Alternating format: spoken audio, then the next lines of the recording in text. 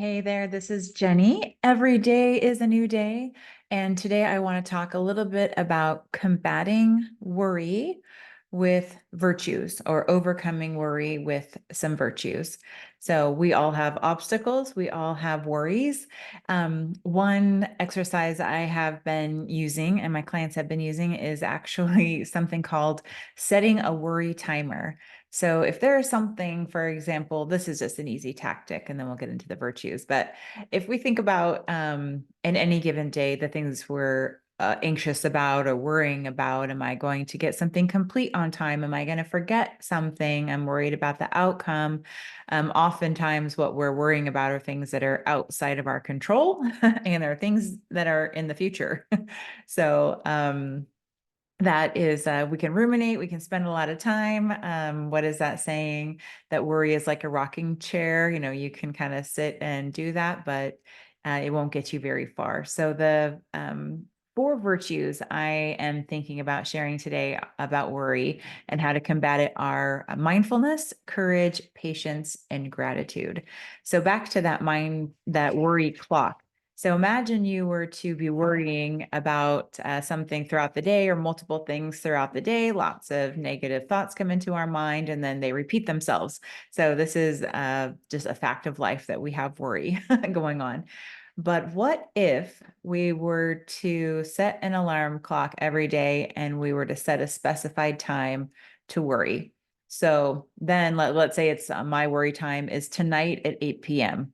So that means throughout my day, I look at my calendar, a task comes into my mind, a future holiday, worry about somebody's health, like all of the things that kind of come up throughout the day. I'm going to take a moment and say, actually, I can't do that right now. I cannot worry now. It is not worry time. I will be waiting until 8 p.m. to have my worry time. So this technique gets us out of like our energy and spending time and taking our focus off being in the moment and focusing on the moment with what we're doing or who we're being with, who we can call upon for help, let's say, and sets that worry later. So let's say we do that, then 8 p.m. rolls around. Over the course of any given day, how much of what we're worrying about will work itself out? Or how much of what we are worrying about will be a thought that can pass? And we can maybe remember to let tomorrow let's worry about tomorrow, and kind of stay in the now. So that is my suggestion about setting a worry time. Set a worrying alarm. But the virtues, so four different virtues we can cultivate on a daily basis to help us combat and become more resilient in this area: mindfulness, courage, patience, and gratitude. So mindfulness, first of all. So if we are worrying, again, we are thinking about something most likely in the future that hasn't happened yet. So mindfulness, what techniques and practices are in your life that you can pause, breathe, remember to be here now, take a walk.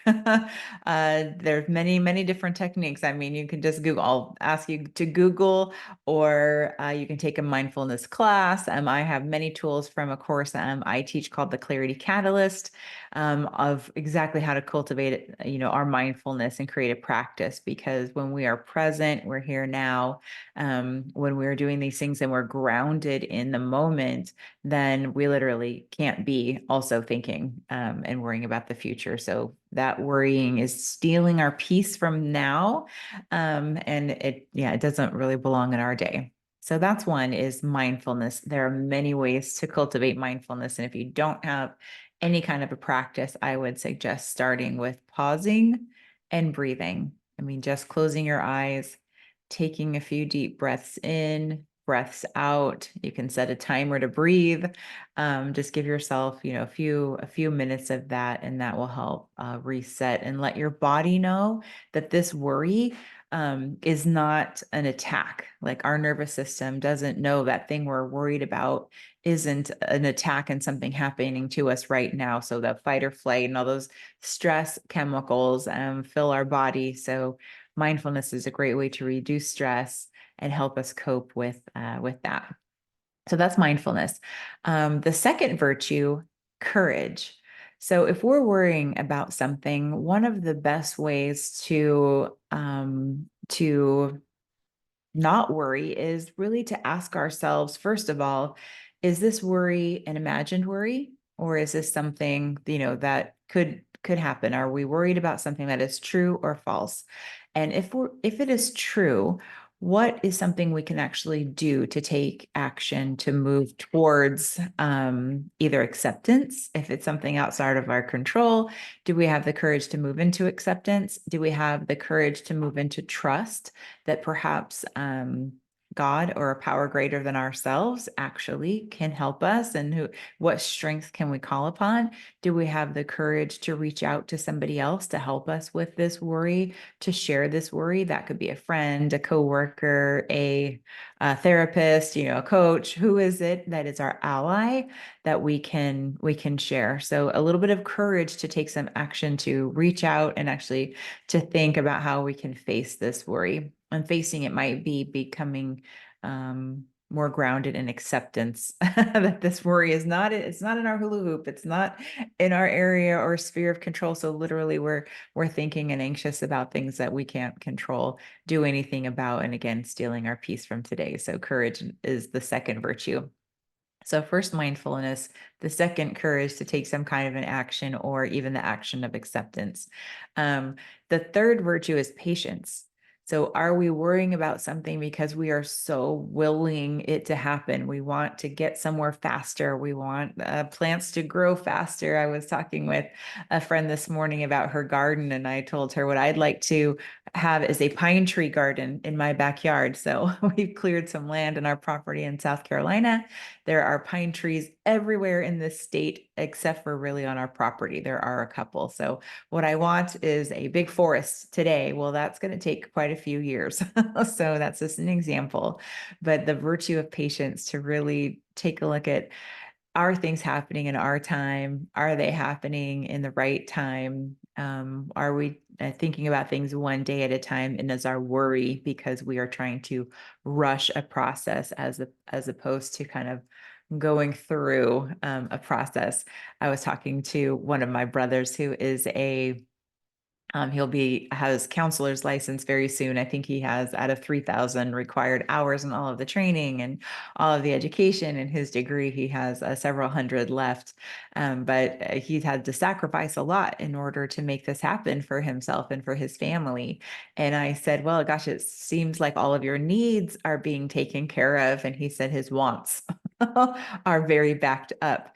And what he tries to do in regards to patience is actually, he described it as kind of riding that wave of want. So we want what we want when we want it. We get impatient, and cultivating that patience, even mindfully thinking of, okay, how can I imagine having what I want in the future, kind of savoring the enjoyment now in my imagination without really trying to worry so much about not having it in this moment. And then the fourth virtue is gratitude. So we've talked about mindfulness, courage, patience, and the last is gratitude. So when we are worrying about what we can't control, what we don't have, oftentimes it's very good for us to take a moment and get a piece of paper out, or if you don't do paper and you like electronics, get a note on your phone, but really think and write down what we're grateful for. And sometimes we have to start with our needs being met. Do I have food? Yes, I'm grateful for food. Do I have shelter, and do I have light, and do I have electricity? Yes, I have those things. Do I have clothes? Do I have friends? Do I have anyone? Do I have entertainment? Do I have books? Can I read? Like, do I have socks? Do I have a pet? We start off by kind of our needs being met, and then we probably all have a bountiful amount of wants that are being met, but it may not be that one thing we're worried about that we want. So that is what I wanted to share with you today, a few virtues to cultivate to help you counteract and balance the worry in your life. So set a worry alarm, set a few goals around mindfulness, or try that practice: courage, patience, and gratitude. And of course, this is like a menu to select one or two things from to try during the course of a week. It's not very healthy to say, from now on, I'm going to do all of these things. But if you think of If you think of all of the choices you have around cultivating mindfulness, courage, patience, and gratitude, what are a couple of things you can try this week? See how they feel, see if it makes you feel better, and it will. I promise you. So, best of luck. And every day is a new day. So, if this doesn't work today, you can try it tomorrow. Take good care.